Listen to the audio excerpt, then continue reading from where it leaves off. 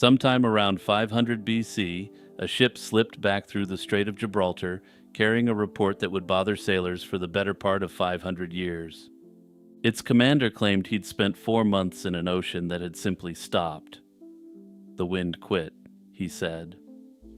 The water thickened into something slow and heavy. Weeds wrapped themselves around the hull, shoals rose out of nowhere, and enormous creatures glided between the drifting ships.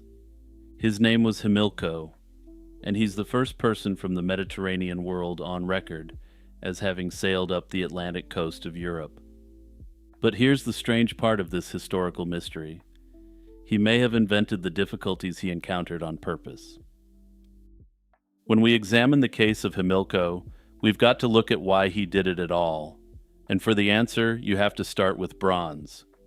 Every sword and every helmet in the ancient Mediterranean depended on it, and bronze is roughly 9 parts copper to 1 part tin. Copper was easy enough to find, but tin was another matter entirely, and so tin became the limiting factor in bronze production.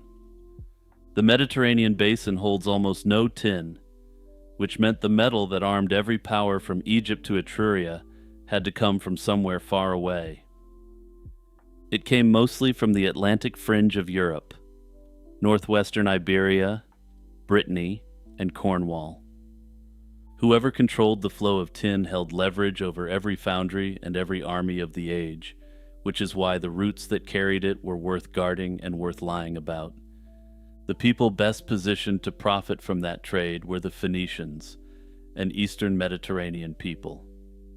Tradition holds that their westernmost great settlement, Gades, modern Cadiz, was founded around 1100 BC, just outside the Strait of Gibraltar on the Atlantic side. Close by lay Tartessos, a metal-rich native kingdom in southern Spain, whose merchants had been working the Atlantic coasts for generations. There's evidence the Tartessians were tapped into the British tin trade as early as the 7th century BC. Archaeologists have traced Atlantic tin flowing into Andalusia all the way back into the Bronze Age. The far northwest wasn't unknown country, and it was known to the wrong people, at least from where the Carthaginians stood.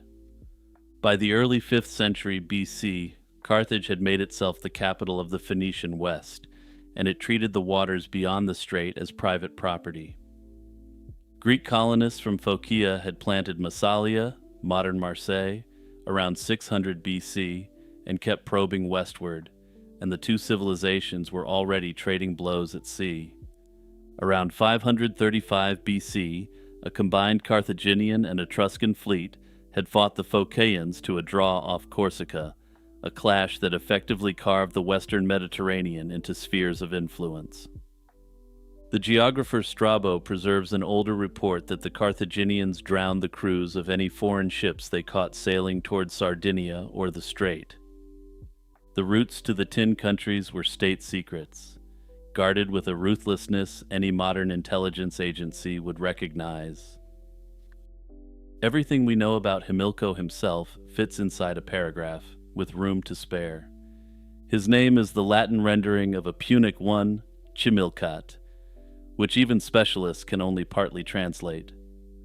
No source chronicles his birth, his rank, his appearance, or how his story ended, and we don't know how many ships he commanded, or what he brought home in the hold.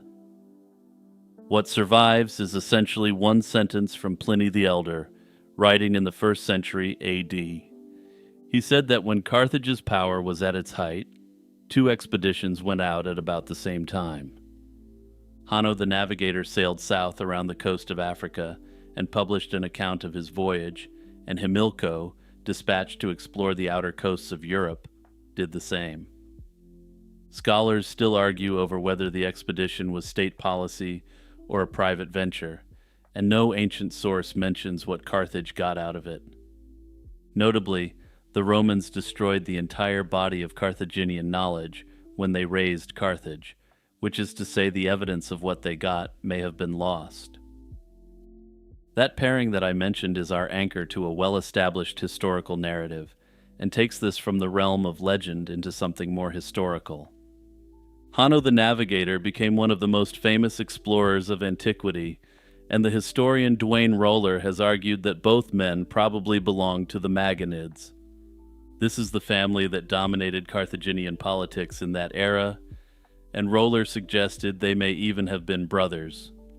Ultimately, though, that's just an educated guess, and what matters is that Himilco came home and wrote of his journey. His account, sometimes called the Periplus of the Northern Sea, was a sailing narrative of where he went and what he saw there. A periplus was the standard geographic document of the age, a practical coasting manual listing harbors, landmarks, and dangers in the order a ship would meet them. Not one copy of it survives, and while Hanno's African report made it through, preserved in a Greek translation, the voyage north exists only as scraps quoted by Romans who lived centuries later.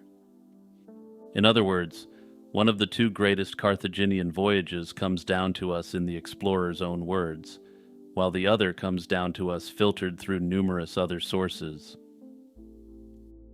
One of the Roman sources is a 4th century AD aristocrat named Rufus Festus Avienus, who folded Himilco's report into a geographic poem called the Ora Maritima. Before I get into this source, there's two significant problems with it. The first is that it's clearly romanticizing the source material in service of building a poem out of it. This allows significant artistic license with the source material, since telling a true history wasn't the primary purpose. The other problem is that we only have portions of the poem to begin with, and the provenance presents some serious difficulties, which I'll get into in a moment. From its scattered lines, a rough itinerary can be rebuilt. Himilco passed through the Pillars of Heracles and into the ocean. 4 days beyond the strait lay fishing grounds, already worked by the men of Gades, so the opening leg was familiar water. For a commander charged with scouting the far end of the world, it was a comfortable start. From there he pushed north, up the coasts of modern Portugal and Spain, and onward toward a cluster of islands the poem calls the Ostrimnides. These islands are described as an archipelago, and they're also described as far apart from one another and loaded with tin and lead. The poem sets the scene at a headland it calls Ostrimnus, with a wide gulf opening beneath it where the islands lie scattered. Where exactly the Ostrimnides were is still argued over, particularly since the description doesn't fully fit any known landmass. Cornwall has the tin described but isn't an archipelago, while the Scilly Isles are an archipelago, but have almost no ore of any description. Brittany, ringed with islets and sitting next to real mining country, is the candidate many scholars favor. The poem's sketch of the inhabitants is one of its most vivid moments. A proud, energetic people, traders to the bone, who worked the open sea in boats made of hides. Mediterranean readers must have found that image bizarre. Leather boats riding an ocean that was about to be described as a sailor's graveyard. Then comes the passage that has launched 100 academic arguments. 2 days' sail from the Ostrimnides, the poem says, lies the sacred island, broad in extent and home to a people called the Hierni, with the island of the Albiones close at hand. It's hard to read those names as anything other than Ierne and Albion, the oldest Greek names for Ireland and Britain. If the identification holds, Himilco's report preserves the earliest written trace of Ireland anywhere in world literature. This is a name and a place that would then vanish from surviving texts until the 1st century BC. The poem adds that Tartessian merchants used to trade all the way to the Ostrimnides, and that colonists of Carthage sailed those seas too. The outbound voyage, he claimed, took 4 months, and nobody has ever satisfactorily explained why this route should swallow a third of a year. It might be deliberate inflation, intended to make the journey look much more difficult for any non-Carthaginian who got a hold on it. Some have suggested that the plain reading of 4 months could have been understood by other Carthaginian navigators to mean a much shorter distance. Others have argued it might be the duration of the entire cruise compressed into a single figure and then distorted through Greek translators. Pliny, for his part, catalogues Himilco alongside explorers of Africa, which has led some scholars to suspect a southern run was included in that 4-month figure as well. But despite all the educated guesses, the honest answer is that we simply can't say. Avienus, that Roman aristocrat, returns to Himilco 3 separate times, and each passage paints the same picture. Out there, the Carthaginian said, the breeze dies and never comes back, stranding ships on water so sluggish it barely deserves the name ocean. Seaweed grows thick enough to catch the underside like a hedge, trapping ships in the underwater thicket. The bottom lurks barely beneath the surface, fog swallows whole days, and all the while huge beasts of the deep swim slowly among the crawling ships. Notably, the account never describes a storm.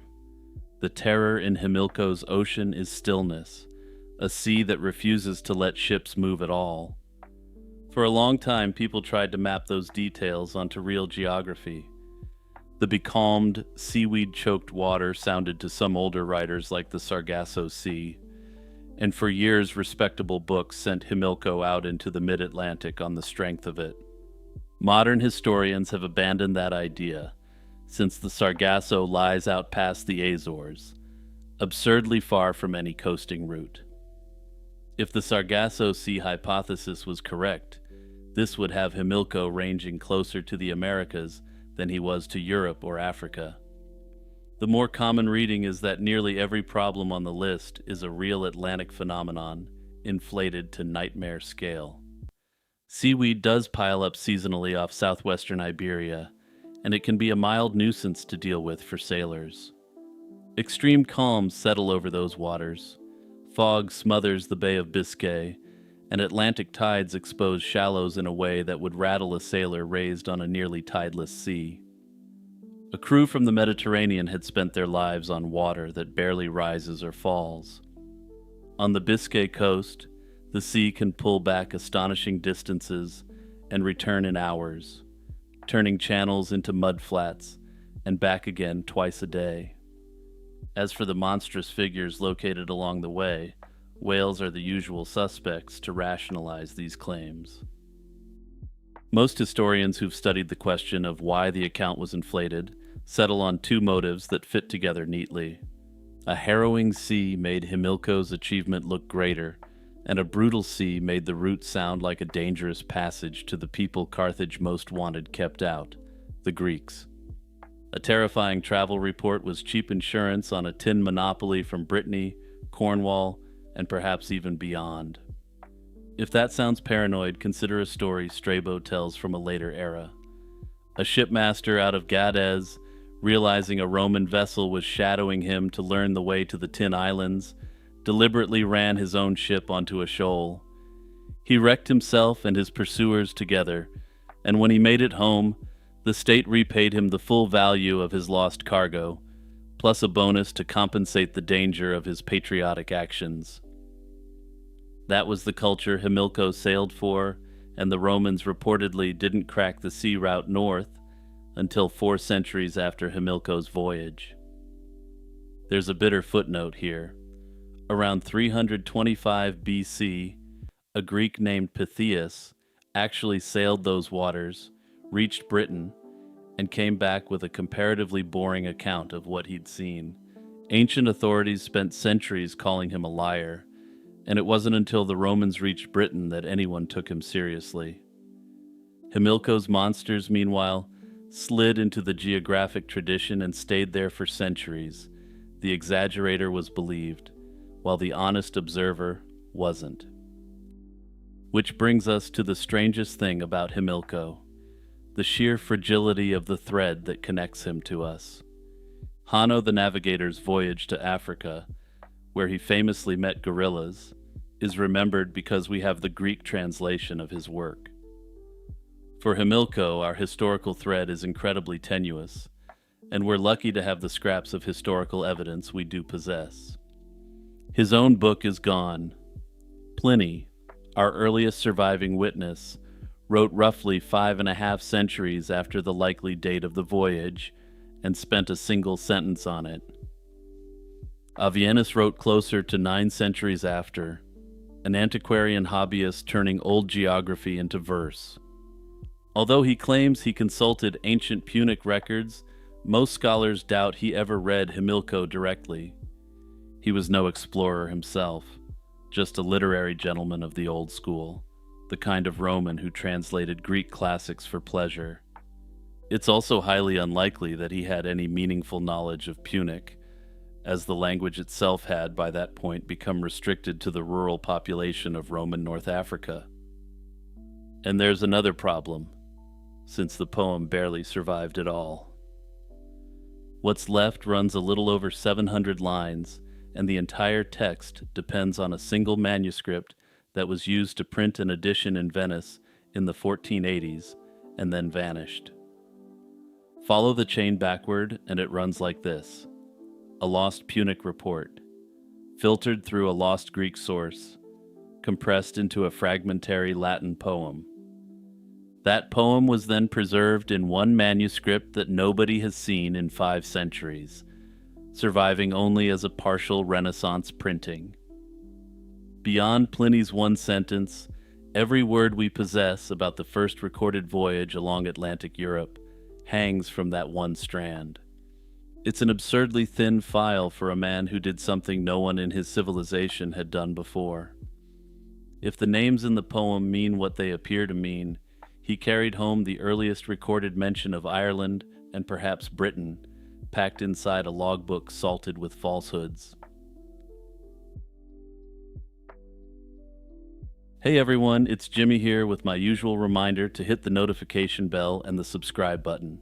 Also, don't forget to check out the membership or the Patreon if you want to take your support for my channel to the next level.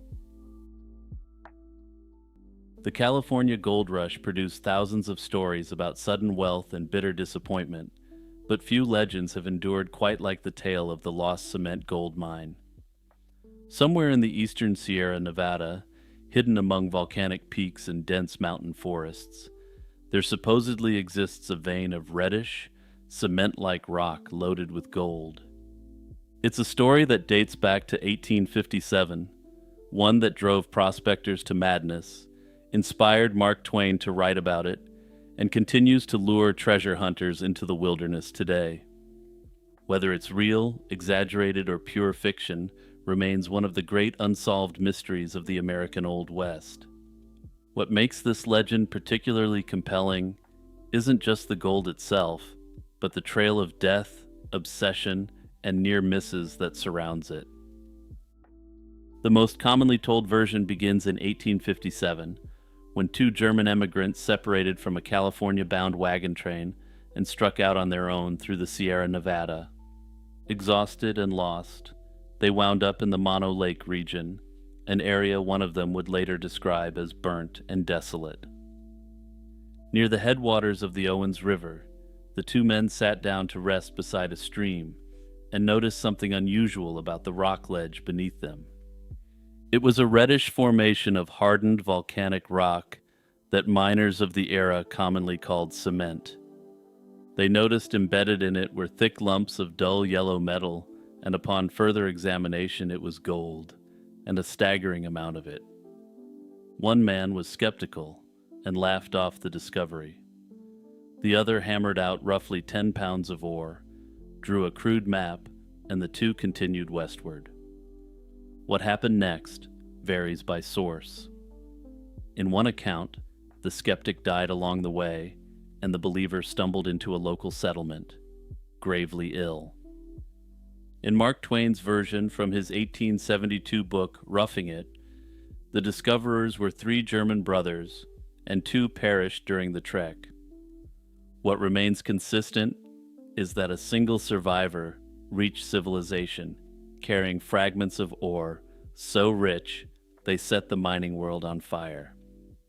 But here's the thing: the surviving prospector was too ill to ever return, and what happens next is where the story veers heavily into Old West myth and legend. In most versions, the remaining man contracted an illness, usually tuberculosis, and could barely function, let alone mount an expedition back into the mountains. To pay a physician, named as Dr. Randall, for his medical care, the man handed over his remaining ore samples, the hand-drawn map, and a detailed description of the area. With that exchange, the legend shifted from a tale of discovery to one of obsession. Randall arrived at Old Monteville in the spring of 1861 with a group of men and began prospecting on a quarter section of land called Pumice Flat, roughly 8 miles north of Mammoth Canyon.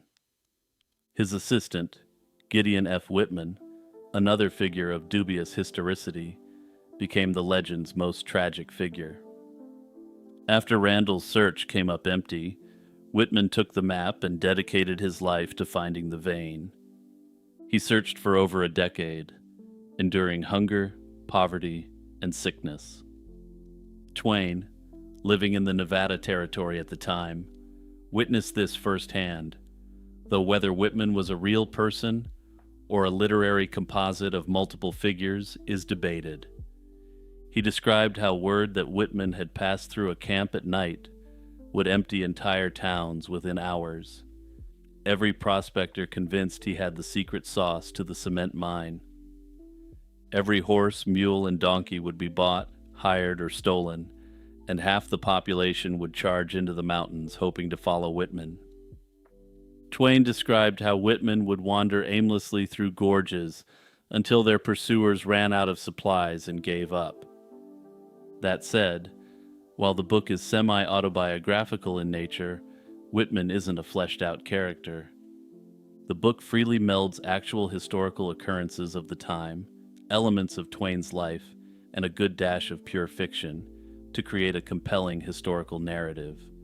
This has lent credit to the idea that he was a later invention attached to the legend, that Twain had essentially created him as a composite figure representing the mad prospector archetype.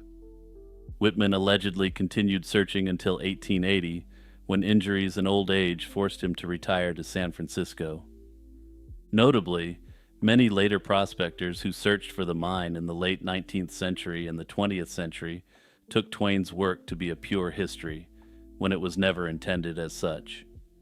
Some believed the book could inadvertently carry clues about where the lost cement mine was actually located, even if Twain didn't know the location himself.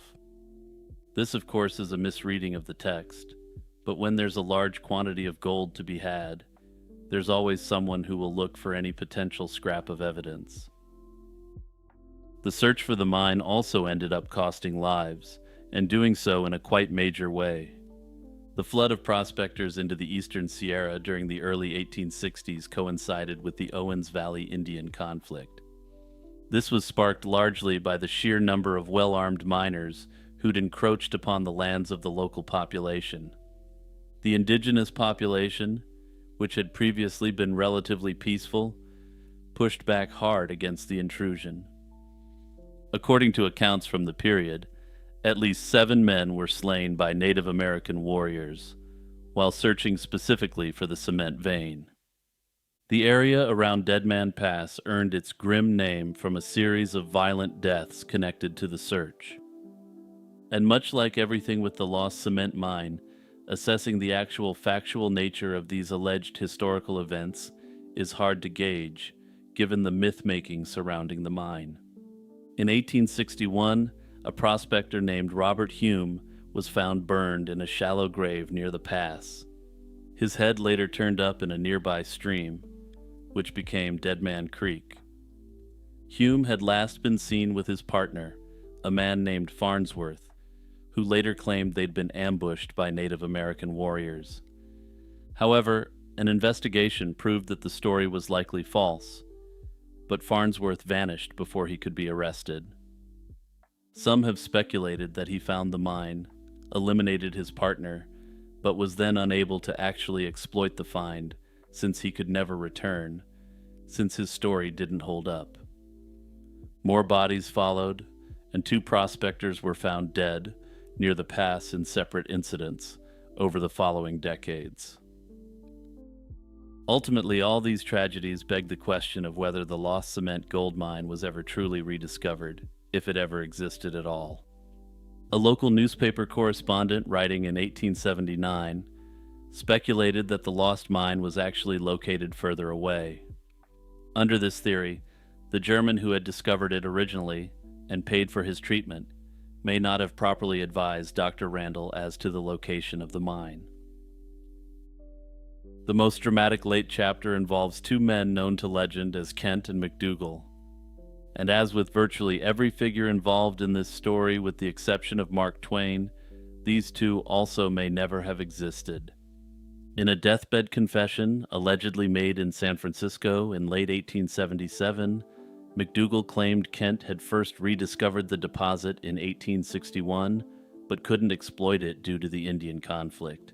They reportedly returned together and secretly mined the vein each summer from 1872 through 1877, secretly extracting large quantities of gold. Ultimately, though, it's unclear if this is just another aspect of the legend building surrounding the mine spread by later prospectors. Even if the original vein was never officially relocated, or never even existed, at least in the form mentioned, the search produced real and lasting consequences.